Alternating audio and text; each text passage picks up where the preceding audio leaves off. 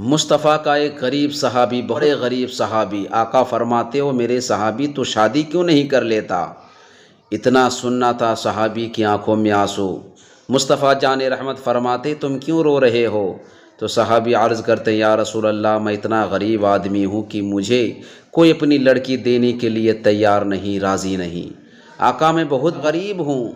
اتنے میں حضرت جبریل امین بارگاہ رسالت میں حاضری دیتے ہیں، عرض کرتے ہیں یا رسول اللہ جس صحابی سے آپ پیار بھری باتیں فرما رہے ہیں، پیار بھری گفتگو فرما رہے ہیں، اس صحابی کی کل ظہر تک موت ہو جائے گی۔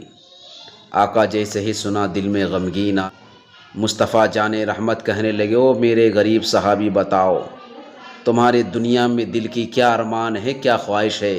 وہ صحابی عرض کرتے یا رسول اللہ میری دل کی تمنا یہی کہ میری شادی ہو جائے، میری شادی ہو جائے، اور دوسری تمنا یہ کہ یا رسول اللہ دنیا میں کوئی میٹھی چیز بھی ہے، میٹھی شے بھی ہے، صرف نام سنا ہے چکھا نہیں، کھایا نہیں، میٹھی چیز کوئی کھلا دے۔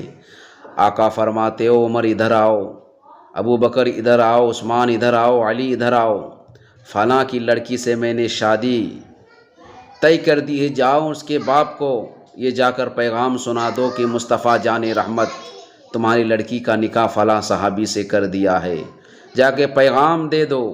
پیغام دے دیا گیا، شادی کے انتظامات ہونے لگے، نکاح بھی ہو گیا، اور حضرت عثمان سے آقا نے فرمایا عثمان جاؤ تم میٹھی چیز بناؤ، حلوہ بناؤ۔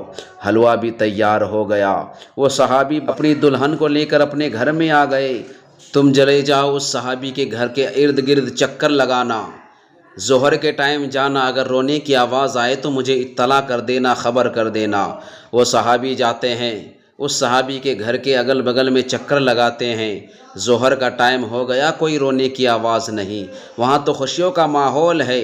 آقا کی بارگاہ میں آ کر عرض کرتے یا رسول اللہ وہاں کوئی رونے کی آواز نہیں ہے، وہاں تو خوشیوں کا ماحول ہے۔ مصطفیٰ جان رحمت رب کی بارگاہ میں عرض گزار کرتے ہیں، رب کی بارگاہ میں، اللہ رب العزت کی بارگاہ میں ارشاد فرماتے ہیں اے پاک پروردگار عالم پالنہارا تیرا یہ حکم تھا کہ ظہر تک میرے فلاں صحابی کا انتقال ہو جائے گا، لیکن ظہر کا ٹائم بھی ختم ہونے والا، آخر انتقال کیوں نہیں ہوا؟ تو غیب سے آواز آتی او میرے پیارے مصطفیٰ، اے میرے پیارے نبی، جیسے ہی یہ شادی کر کے نکاح کر کے اپنی دلہن کو گھر لایا ہے، عشاء کی نماز پڑھنے کے بعد دونوں میاں بیوی دسترخوان پر حلوہ کا پلیٹ لے کر بیٹھے تھے، تو میں نے ایک فرشتے کو امتحان لینے کے لیے بھیجا کہ جاؤ فقیر کے شکل میں جاؤ، میرے نام پر مانگنا، کیا وہ میرے نام پر کچھ دیتا ہے کہ نہیں دیتا ہے؟ وہ میرا فرشتہ گیا اور میرے نام پر حلوہ مانگا، کھانا مانگا، تو وہ شوہر جو ہے، وہ نیک شوہر اپنی بیوی سے کہتا ہے بیگم صاحبہ تجھ سے میری نکاح ہو گیا، شادی ہو گئی، اس سے بڑی اور کیا چاہیے تھا مجھے؟ یا اللہ کے نام سے کوئی صدا لگا رہا ہے، اگر تم اجازت دو تو حلوہ کا پلیٹ دے دوں؟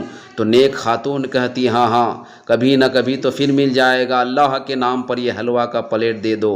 اس نے میرے نام پر، میری راہ پر، میرے نام پر صدقہ کیا حلوہ کا پلیٹ، جو زندگی میں کبھی کھایا نہیں تھا، وہی حلوہ صدقے کرنے کی وجہ سے اس کی عمر میں برکت نہیں کھایا تھا۔ جب میرے نام کا ایک فقیر نے صدا لگایا تو دسترخوان میں پلیٹ میں رکھا ہوا حلوہ سارا کا سارا پلیٹ میرے نام پر صدقہ کر دیا، تو صدقہ کر کی وجہ سے، صدقہ کرنے کی وجہ سے میں نے اس کی عمر میں برکت عطا فرما دیا، عمر میں لمبی عطا فرما دیا، عمر میں درازگی عطا فرما دیا۔ تو اسی لیے ہمیں پتہ چلا کہ ہمیں اور آپ کو صدقہ کرنا ہے، تاکہ صدقہ سے مصیبت بلا ٹل جایا کرتی ہے اور عمر میں برکت عطا اللہ رب العزت فرماتا ہے۔